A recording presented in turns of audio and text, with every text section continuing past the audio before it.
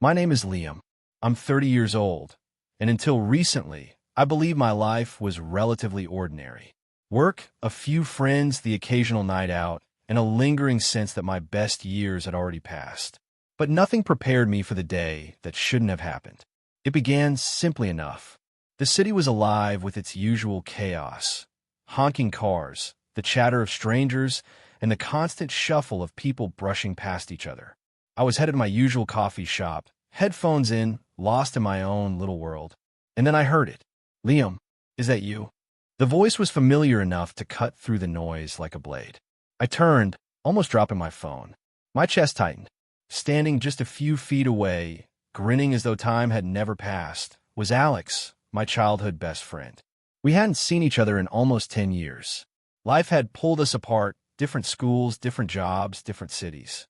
But in that moment, none of it mattered. His smile was the same, his posture, the way he tilted his head when waiting for me to respond. I froze, stunned, until he stepped forward and pulled me into a hug. "Man, it's been forever," he laughed, clapping my back. "Come on, let's grab a coffee. Just like old times." I nodded before I could think.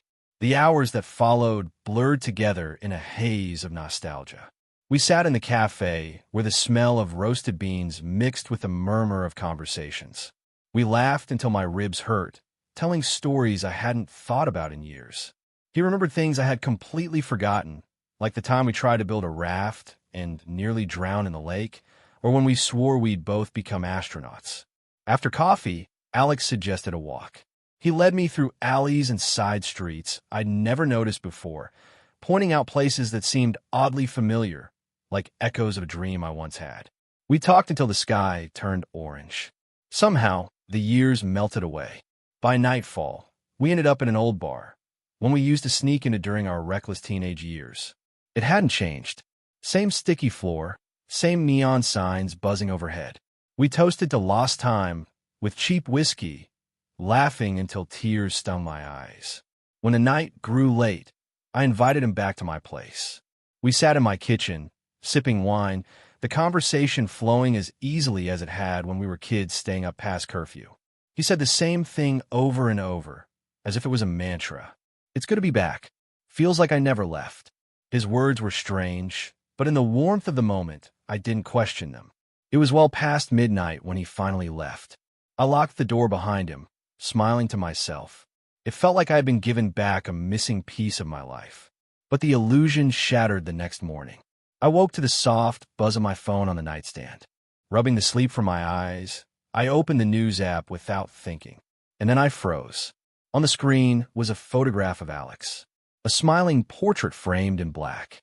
The headline read, "Local man, 30, dies unexpectedly. Funeral held last week." My chest went cold. My vision tunneled, because the man I had spent all yesterday with was already dead. I stared at the screen, my breath caught somewhere between my chest and throat. The letters blurred, my eyes refusing to accept the words in front of me. I blinked, rubbed my face, refreshed the page, as if the news app had glitched. But no, the article remained cold and undeniable. Alex Carter, 30, passed away unexpectedly last week. He is survived by his parents, his sister, and close friends. There was even a photograph, one I recognized from his family's social media years ago. Same smile, same eyes that had met mine across a crowded street yesterday. My stomach churned. I dropped the phone onto the sheets and pressed my palms against my face. No, impossible. I'd touched him, hugged him. We'd sat in my kitchen, drinking wine until the early hours of the morning. He had laughed. He had lived. I stumbled to the kitchen, my head pounding with questions I couldn't answer. The empty wine glasses sat in the sink, a red stain still swirling at the bottom of one. His fingerprints should be there. Proof. I grabbed the glass like it was a lifeline. But as I turned it in the morning light, my heart sank. The rim was clean. Too clean. As though no one had touched it but me. A sudden chill wrapped around my spine. The apartment felt different. Hollow. I swore I could still smell his cologne lingering in the air, but maybe it was just my mind clinging to what it couldn't let go. I pulled out my phone again, scrolling deeper into the article. There were comments, condolences, people sharing stories of how kind Alex had been, how tragic it was that he was gone so soon. My fingers trembled as I tapped a link to his obituary. It listed the date of his funeral.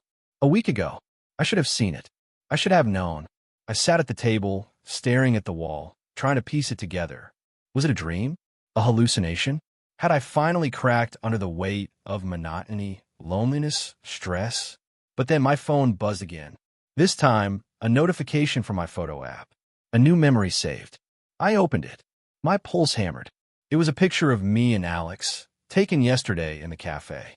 We were laughing, mugs of coffee raised in mid-toast. His arm was around my shoulder. He looked alive. Alive. I dropped the phone. My hand was shaking so badly I could barely breathe. Because this wasn't just my memory betraying me. There was evidence. The picture stared back at me, undeniable in its clarity.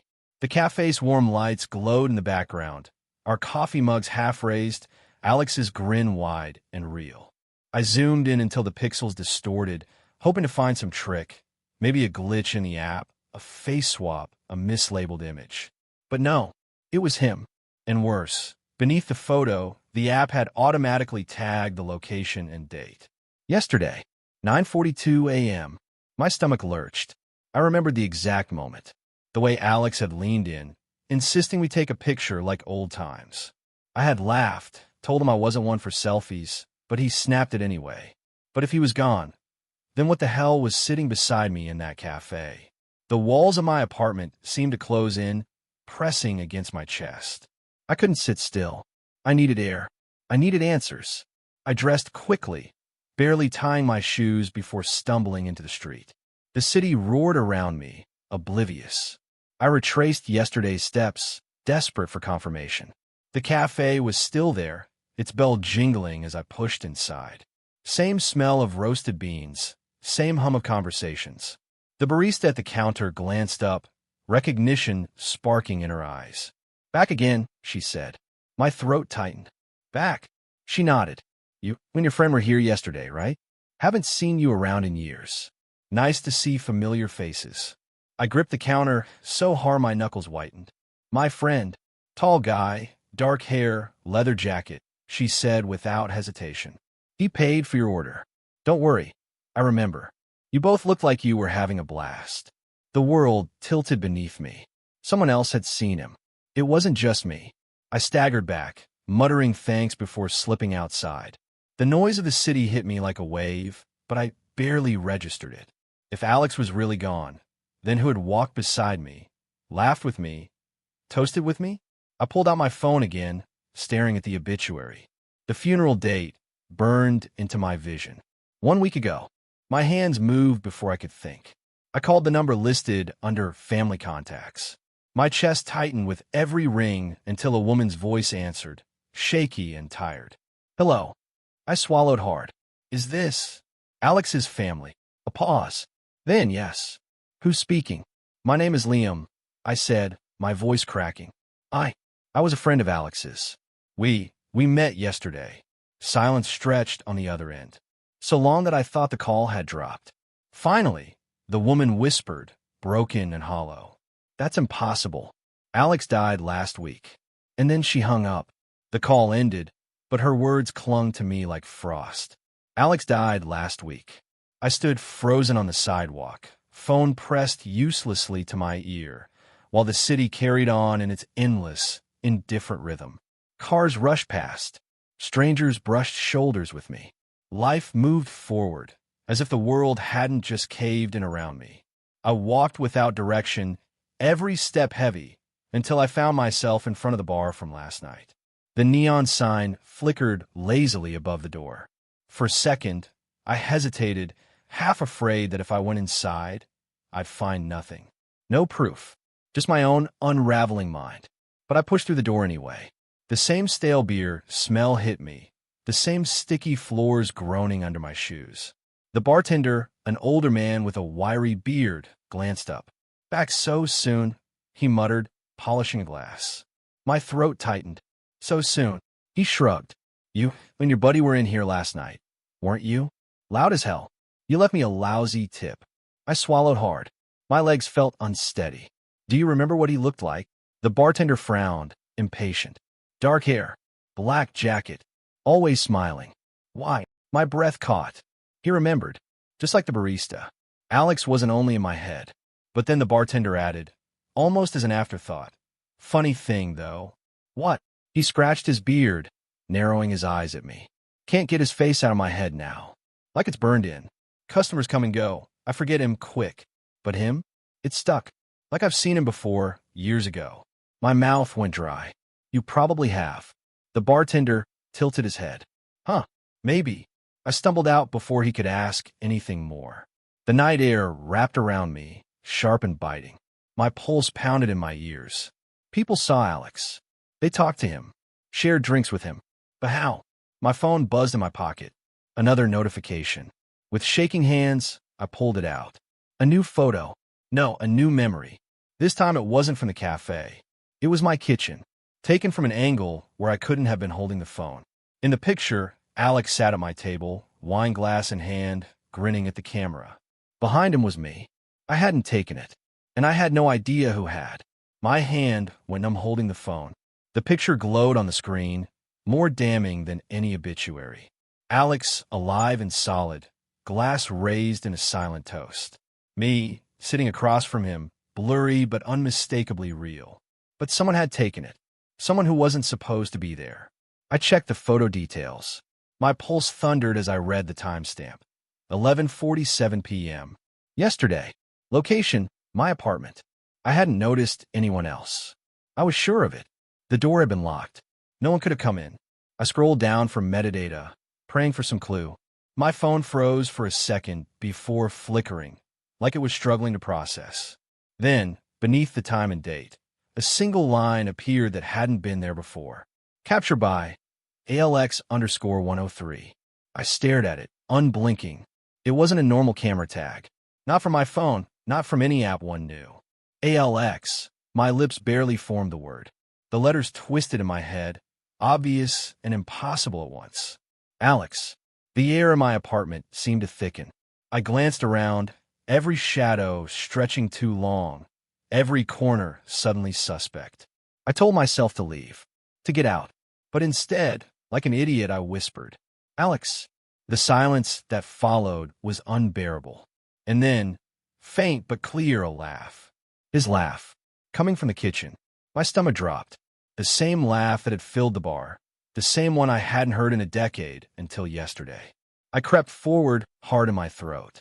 The kitchen light was off, but the glow from the street seeped in through the window, painting everything in dull gray. The table was empty. The wine glasses still in the sink. No Alex. No one. But my phone buzzed again. I looked down.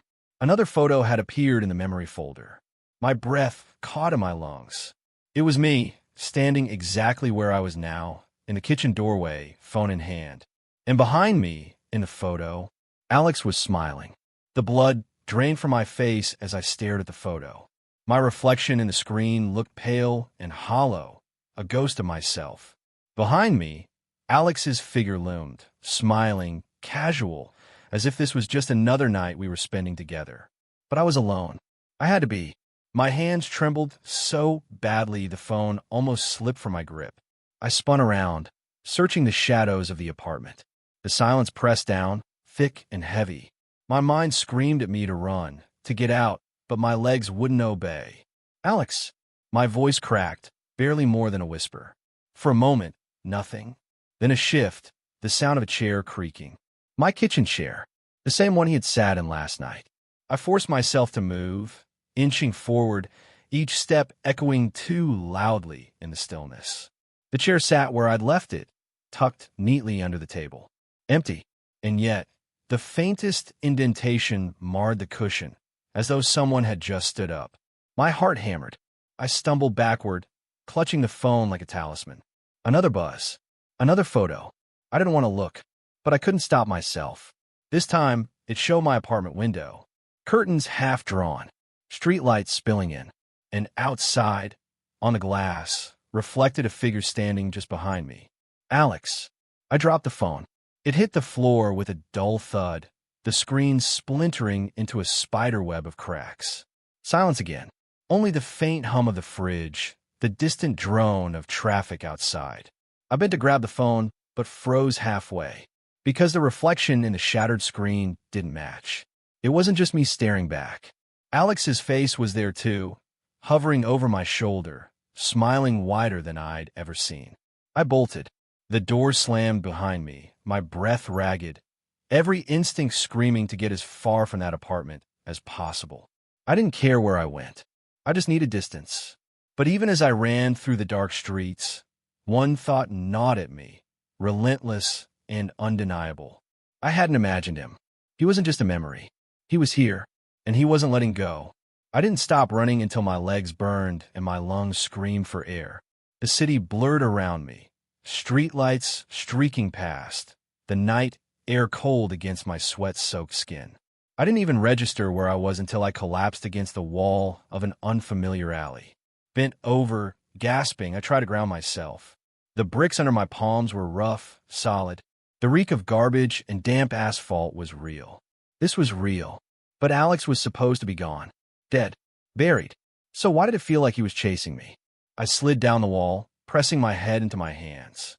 My mind replayed everything. The cafe, the bar, the wine, the photos. Evidence. Too much to dismiss as grief or a breakdown. My cracked phone buzzed in my pocket. The screen was fractured, the glass biting into my fingers as I swiped. Another photo had appeared. This one froze my blood.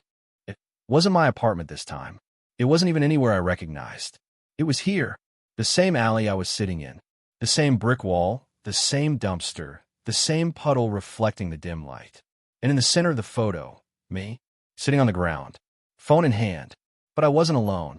Alex crouched beside me, smiling, his hand resting on my shoulder like a brotherly gesture. Only his eyes. They weren't the warm, familiar eyes I remembered. They were dark, hollow. I hurled the phone across the alley. It shattered against the concrete, the screen exploding into glittering shards. My chest heaved. My skin crawled. But then laughter. Soft at first, then closer, clearer. His laugh. I scrambled to my feet, pressing myself against the wall, scanning the shadows. The alley was empty. Too empty. The laughter faded, replaced by a whisper that brushed my ear as though someone leaned in close. Feels like I never left, doesn't it? I spun around, fists clenched, but there was no one. Only the sound of my own ragged breathing. And yet I could still feel it. A hand resting heavy on my shoulder. I froze. Every muscle in my body locked as that weight pressed down on my shoulder. Warm, solid, undeniably real. But no one was there. I forced myself to turn slowly, heart slamming against my ribs. The alley behind me was still empty, shadows stretching long under the sickly glow of a street lamp. And yet, the hand remained. Heavy, familiar. I shoved myself off the wall, spinning, swatting at empty air. Nothing. My skin tingled where the pressure had been, like phantom heat. I backed away, shaking, until my heels struck glass. My shattered phone. I hesitated, then crouched, gingerly picking it up. The screen flickered, cracked but alive, like something refusing to die. Another notification. Another photo. This time, it showed me in the exact position I was in now, kneeling, broken phone in hand. Only Alex was standing right behind me, both hands resting on my shoulders. His face hovered inches above mine, his smile stretched too wide, teeth catching the light. I dropped the phone with a strangled cry. My heart thundered so hard I thought it might burst. And then, something new. The alley grew quieter.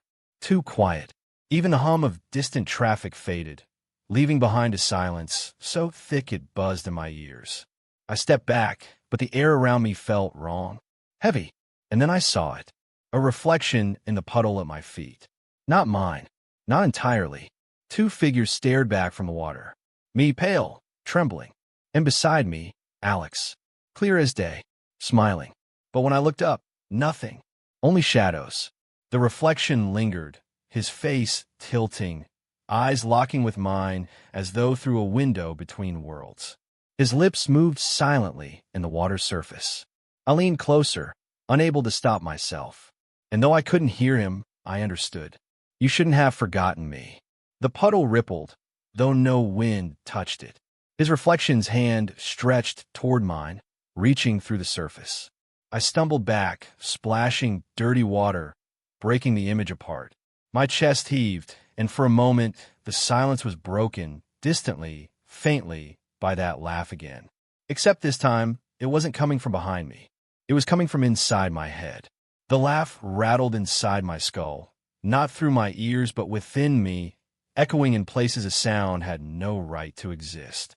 I clutched my head, pressing my palms hard against my temples, desperate to block it out. "Get out," I whispered. "Get out, get out, get out." But the laughter only softened into words. "I never left, Liam. You brought me back." I staggered against the alley wall, bile rising in my throat. My vision pulsed, dark spots clouding the edges. His voice was so close I could almost feel his breath against my ear. "No," I croaked. "You're dead. I saw the obituary. You're gone. Gone." The voice carried a mocking tone now, playful and cruel. Did it feel like I was gone yesterday? Did it feel like I was gone when you laughed, when you drank, when you let me in again? I shook my head violently, as if I could fling his presence from me like water. "You're not real. You're not." But then my cracked phone buzzed again on the ground. Against every instinct, I picked it up. The screen lit with a new notification. This time, it wasn't a photo. It was a video. With trembling fingers, I opened it. The footage was of me, sitting in the cafe yesterday morning. Alex across from me, alive and vivid, speaking animatedly with his hands. His laugh filled the speakers, real and undeniable. But then, at the very end of the clip, something shifted. The camera panned, on its own, toward me. My face flickered, distorted. For a fraction of a second, it wasn't me at all. It was Alex. My features replaced by his, grinning through my own skin. The video ended. I dropped the phone again, stomach twisting. "Feels like I never left," his voice whispered, this time overlapping with my own thoughts, so close it was impossible to tell where he ended and I began. And for one terrifying heartbeat, I couldn't tell if I was still the one thinking. I staggered into the street, desperate for light, for people, for something real. Cars rushed past, horns blaring, but they sounded distant, muffled like I was underwater. Every reflection I passed, windows, car doors, even the glass of a bus stop, showed me standing beside him. Alex, smiling, patient. No one else seemed to notice. I tried to stop a woman passing by, my voice breaking. Do you see him? Please, tell me you see him." She recoiled, eyes darting to the empty space at my side, then back at me with pity and fear. "There's no one there." Her words hollowed me out, because I realized something then. Yesterday, the barista had seen him. The bartender had seen him. He had been real enough. But now it was just me. And the voice. "Don't you get it, Liam?" His tone was softer now, coaxing. "You gave me yesterday. A day I wasn't supposed to have. You made it real. You made me real again." I stumbled backward into the curb, shaking my head. No, I didn't." "You're dead. You're dead." But the laugh returned, bubbling up through my own chest until it was my laugh, his laugh, both at once. My throat tightened. My reflection in the bus stop glass shifted. My lips moved, but the voice that came out wasn't mine. "Feels like I never left." I smashed the glass with my fist, shattering his face into 1,000 fragments. Blood welled in my hand, sharp and hot, but the pain barely registered. I backed away, trembling, but every shard in the gutter reflected the same image.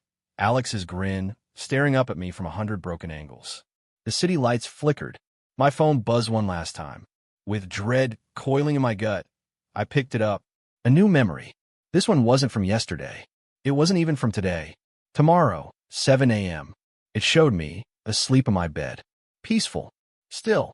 And Alex, standing over me, his shadow stretched long across the sheets. The screen dimmed. My reflection stared back in the black glass. Only, it wasn't me anymore. It was him.